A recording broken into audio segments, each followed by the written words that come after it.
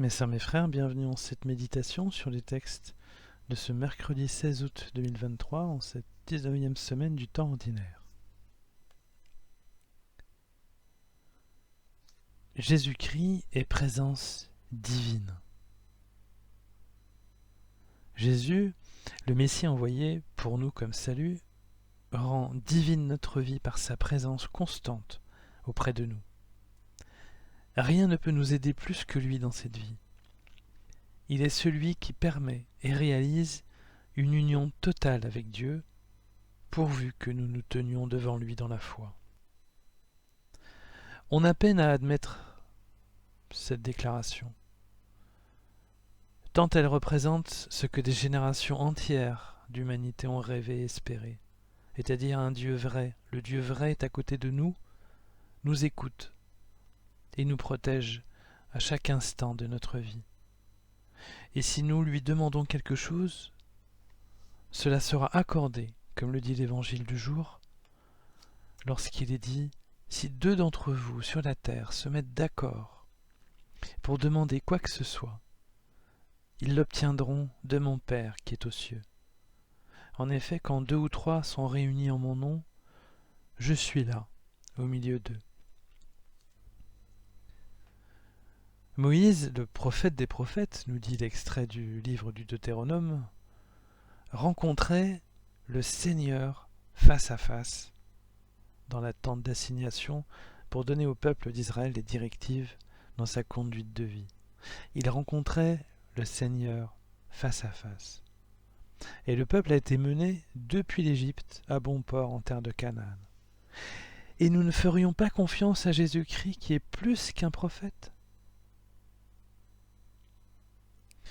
Jésus est prophète des prophètes et Seigneur des seigneurs. Il est le Dieu qui s'est abaissé pour nous servir et nous aimer dans notre vie. Il s'est complètement abaissé en renonçant à sa puissance pour vivre dans un corps et connaître la mort. En ressuscitant et en vainquant la mort, comme nous l'avons vu hier dimanche de l'Assomption de la Vierge Marie, il a vaincu le péché des péchés. Je vous renvoie à l'extrait d'hier de l'apôtre Paul dans sa première lettre aux Corinthiens, chapitre 20, verset 26. Il a vaincu le péché des péchés et il a magnifié cette vie qui n'est plus corrompue et qui n'est plus dominée par le mal. Cette vie que nous avons est devenue légère, car elle est sous la conduite totale de l'Esprit de Dieu que Jésus-Christ nous a donné par sa mort. C'est cela qui nous rend si joyeux et qui nous donne la paix malgré les épreuves et les douleurs de notre corps ou de notre cœur.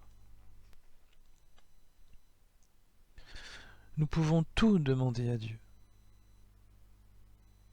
Jésus est Emmanuel, il est avec nous, mais il nous donne aussi, par sa présence, la qualité d'enfant de roi. L'Évangile nous dit « Tout ce que vous aurez lié sur la terre sera lié dans le ciel, et tout ce que vous aurez délié sur la terre sera délié dans le ciel. » Sa présence royale et divine constante auprès de nous nous donne le pouvoir d'agir comme prêtre sur cette terre, en décidant pour Jésus et avec Jésus de ce qui peut être bien et de ce qui ne l'est pas.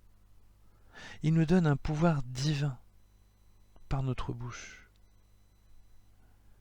Pour Dieu, la parole est action. Pour notre parole aussi, elle le devient. Elle devient action par la puissance de notre foi communautaire en Église. C'est lorsque nous sommes ensemble que le pouvoir de l'Esprit de Dieu se manifeste et soutient notre faiblesse. Il nous investit divinement. Mes sœurs, mes frères, pour nous personnellement, Dieu agit dans notre vie par la présence constante de Jésus-Christ. Et pour nous, communauté ecclésiale, Dieu agit par les décisions que nous prenons pour lui au nom de Jésus-Christ. L'histoire est sous la conduite de Dieu. Et notre vie aussi. Nous pouvons alors nous réjouir, comme le psalmiste, parce qu'il rend la vie à notre âme. Il rend la vie à notre âme. Jésus-Christ nous rend la vie dès maintenant, et c'est cela qui fait toute notre joie.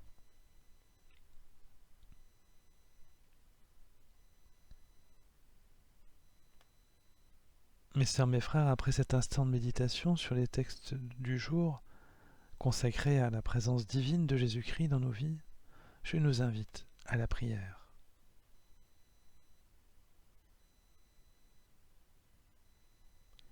Ô Seigneur Jésus-Christ, Roi des rois et Seigneur des seigneurs, ton sacrifice nous fait enfants de Dieu et enfants privilégiés de Roi divin.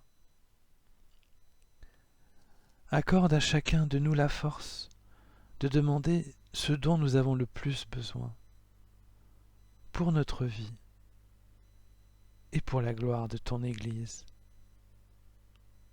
Loué sois-tu pour la légèreté, la joie et la paix que tu nous donnes par le salut que tu nous as offert sur la croix. Tu as abandonné ta puissance, tu nous as donné ton amour et ton héritage divin. Alléluia. Amen.